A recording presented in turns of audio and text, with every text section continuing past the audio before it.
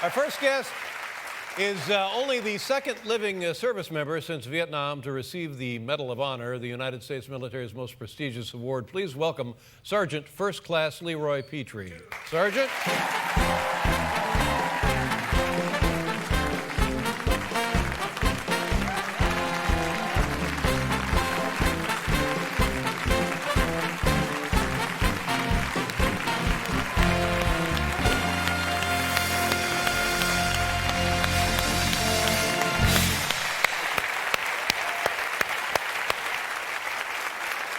Have a seat, sir. Welcome to the show. Oh, well, thank you for having me here. It's quite an opportunity to be here tonight, and awesome band. Hey, thank you. Thank you so much. Tell us a little bit about yourself. I think you were born and raised in New Mexico? Yes, sir. Santa Fe, New Mexico. What was your life like there? Just grew up, family of 3 boys, which turned into 5.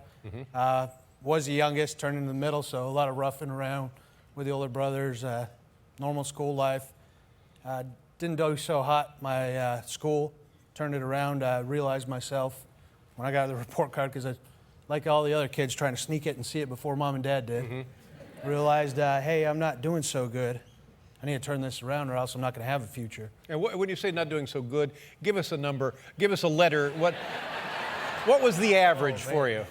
Some C's? Were you making C's? No, it wasn't. It was pretty bad. I was getting into the D range. Oh, D's. Pretty bad, and yeah. And I'll tell you something. The D's, that was my sweet spot.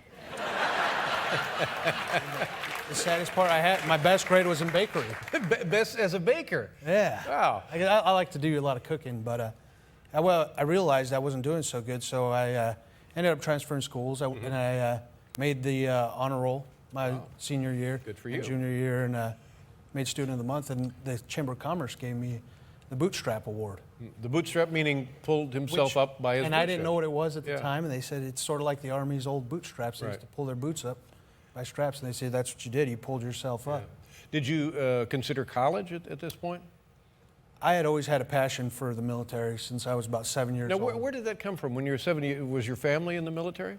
I've had some family members in the service, and my cousin was in the service before I graduated, and they never really talked about their service, but their pictures were on their wall in their uniforms.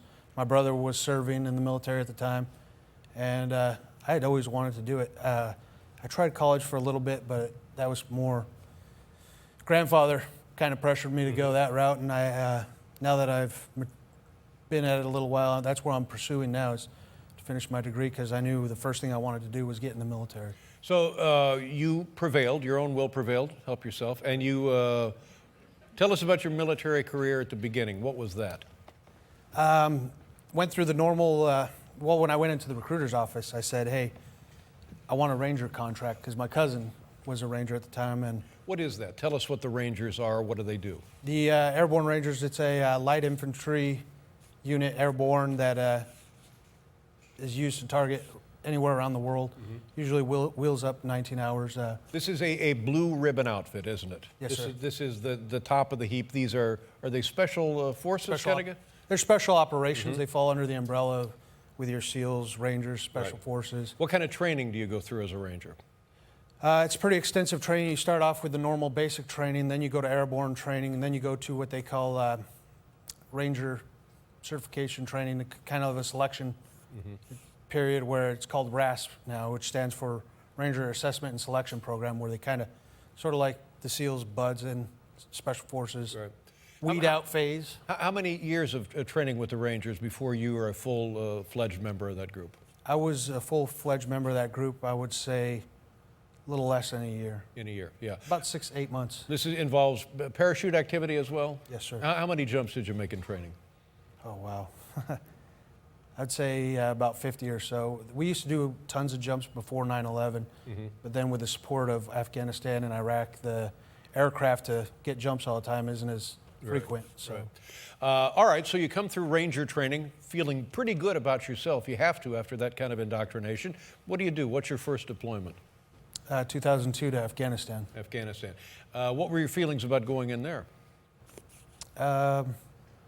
A little nervous at first, a little excitement. A lot of people It's like almost, a lot of people say you train, but chances of you going to war are slim.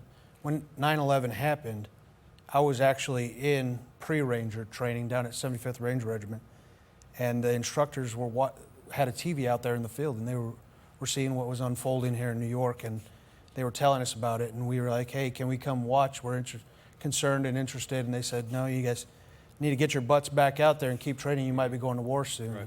So that, at that point, that gives you a completely different perspective on what you're up to, doesn't it, as a recruit? Well, it does, but at the same fact, I mean, when we signed on that dotted line to serve in the military, you could go anywhere in the world, do anything, and you're risking it all at that point. So you go to Afghanistan. Where in Afghanistan? We bounced all over the place, up and down the eastern, western border. And what did you and your fellow men and women Rangers do? We concentrated more on the high-value targets, the direct action. High value meaning, what does that mean? For the bigger fish of the... You're talking about individual personnel? Yes. Enemy, high-ranking enemy suspects, guys like that? Yeah. And you're going to capture them? What are you going to do to them? Normally, it's usually a capture-kill. It's you try to do the best to capture them, but normally the targets we go after are hostile and have a lot of firepower with them, and it gets pretty nasty. Yeah. How many missions did you embark on before you were injured? Oh, wow. That was my sixth rotation to Afghanistan. So this was... Or fifth, I'm sorry. So you had been, you were redeployed 5 different times? Yes. Twice to Iraq and 6 to Afghanistan. Right. Is this common for a man or woman to go there and serve and then ask for another tour of duty? Ours are shorter deployments. Mm-hmm. We don't How long is a single deployment? Anywhere from 3 to 4 months, but our up-tempo is so high. We're doing 1 to 2 missions a day, and to keep that up for an entire year, it's too much burnout on the force, so they try to keep us fresh and keep our sister. Now, when you say 1 to 2 missions a day, it kind of describe the high and the low of these missions. What would be an easier mission? What would be a more difficult mission? No, there's no easy mission out there. Yeah. It's all difficult, but each mission has its different thing. You might go out there, think you're going to be out there for a night, come back. You could end up staying out there for 3 days, a week, who knows.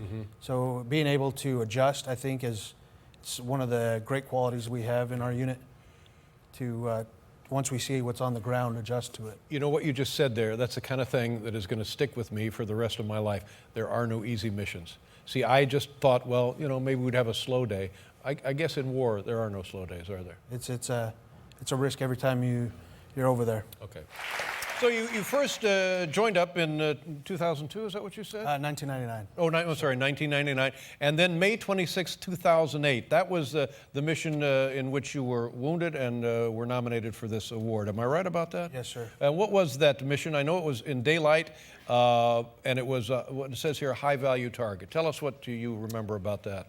I remember preparing for the mission. We got short notice. We're going out, and we had, like I said again, sometimes you get stuck out there. So I would go to our little tent where we keep our chow and food and stuff, and I would grab snacks to put in my bag for the younger guys if we get stuck out overnight or whatever.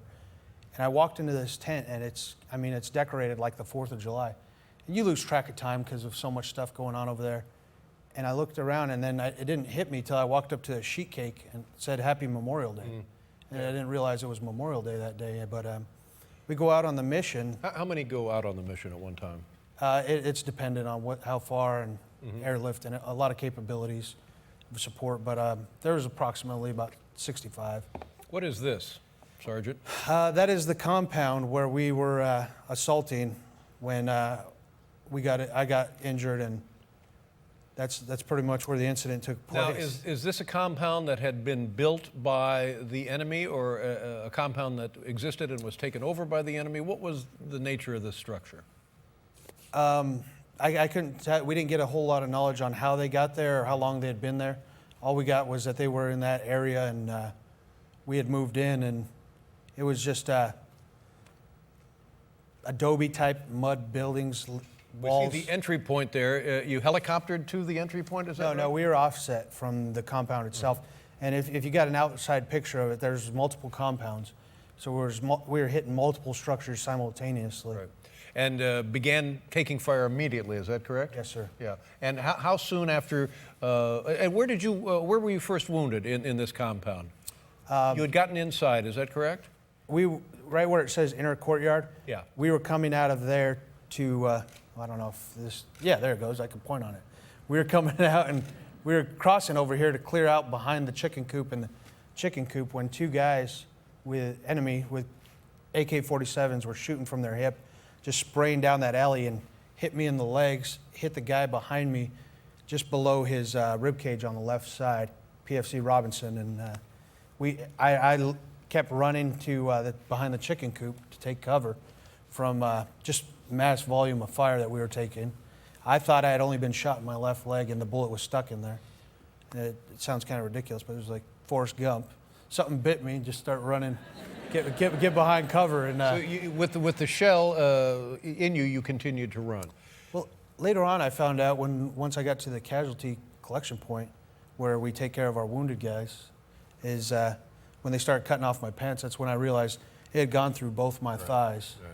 Continued to function, not just one leg, both legs had been injured, yeah. And then there were grenades tossed back and forth. I had lobbed a grenade over the chicken coop toward the enemy. As that went off, Sergeant Higgins, another one of our Rangers, ran over to us. I immediately, because they were junior Rangers from myself, and I said, hey, start helping Robinson, start pulling security on that corner because we're still taking heavy fire. Enemy grenade came over, close vicinity, knocked those two down. And they got up kind of in shock. Hey, what was that? What's going on? I said, hey, they're throwing grenades. Keep your heads down, keep pulling security. I'm still at this point keeping on my radio, informing command what's going on, and we need I just support. want to remind people right then and there, you have two legs that have been shot, and you're taking grenades being thrown at you. You're on the radio trying to calm your buddies down, and they're still throwing grenades at you. All of this is going on. And there's still heavy volumes of 7.62 Right. fire coming in. The next thing I know is I'm turning to watch my corner around that chicken coop. As I turned to check out my guys, we weren't no further than about 6 feet, 4 to 6 feet in to the end of us.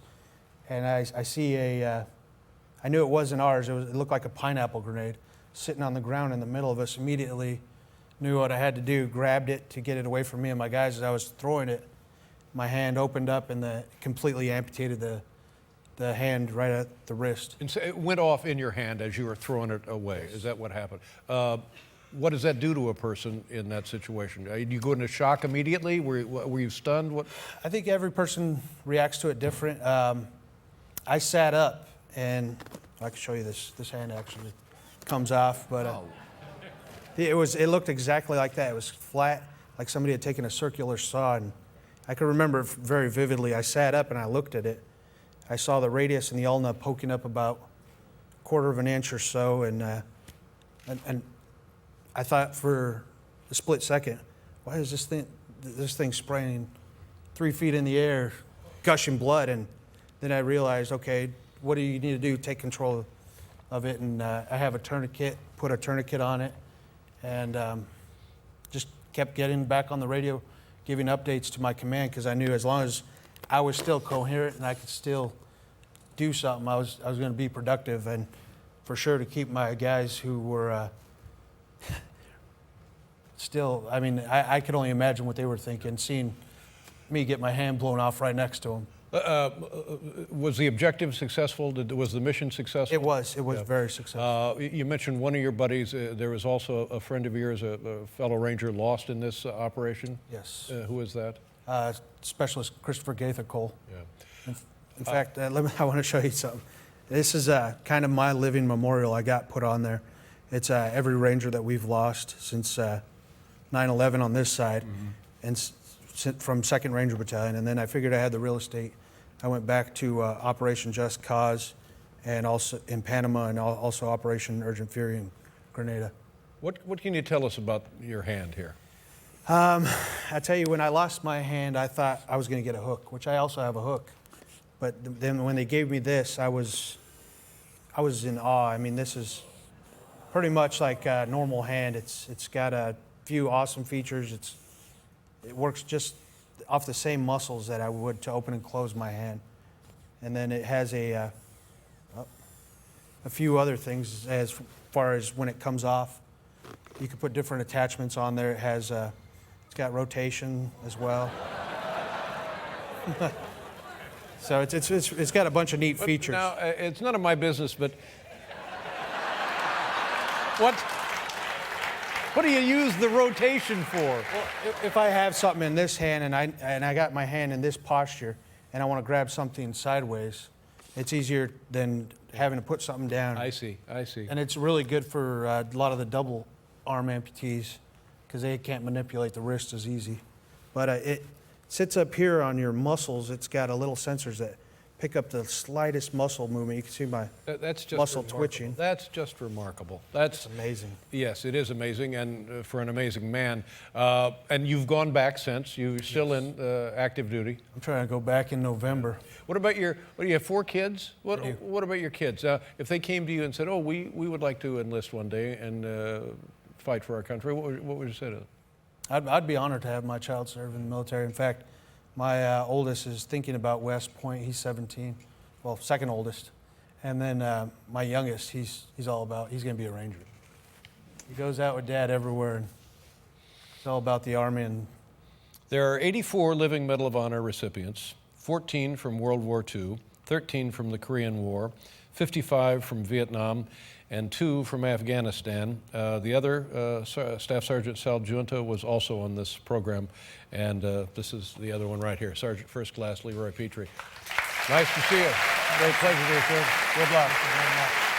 We'll be right back with Sarah Jessica Parker, everybody. Thank you.